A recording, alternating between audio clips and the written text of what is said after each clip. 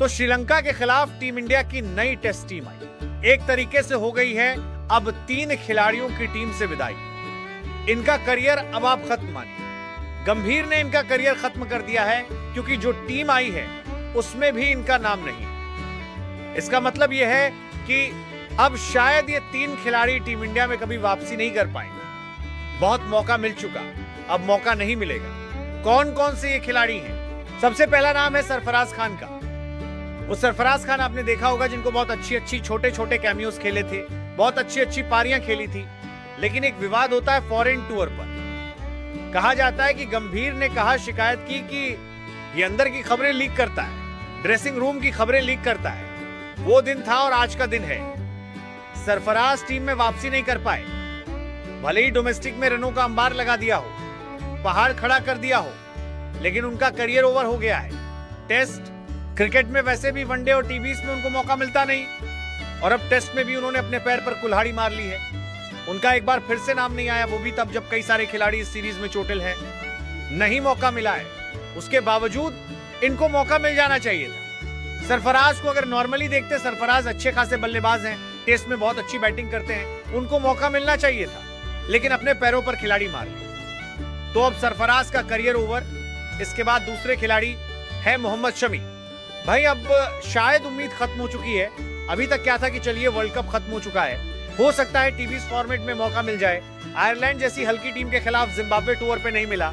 ये हुआ कि भाई इंग्लैंड के बाद तक इस बार हल्का खिलाफ हो सकता है मौका मिल जाए। व्हाइट बॉल फॉर्मेट में नहीं मिला। अफगानिस्तान के खिलाफ घरेलू जो टेस्ट मैच था, सबने कहा कि उसमें मौका मिल जाए, नहीं मिला। फिर ये हुआ कि चलिए हो सकता है कि अगली जो श्रीलंका वाली सीरीज है उसमें टेस्ट की टीम में आ जाएंगे, क्योंकि बुमराह चोटिल बताए जा रहे हैं। सिराज कहीं अकेले ना पड़ जाए तो हो सकता है कि मोहम्मद शमी को मौका मिल जाए। लेकिन जैसे ही टीम आई, शमी का नाम नजारा था। इसका मतलब यह है कि सेक्टर्स वाकई शमी से बहुत आगे बढ़ चुके हैं। अब उनकी वापसी कभी भी टीम में नहीं होगी। शमी का करियर अब आप ओवर मानिए, फुल स्टॉप। इतना शानदार गेंदबाज, लेकिन पता नहीं किस वजह से उसको लगातार नजरअंदाज किया गया और अब उनका करियर एक तरीके से खत्म कर दिया गया है।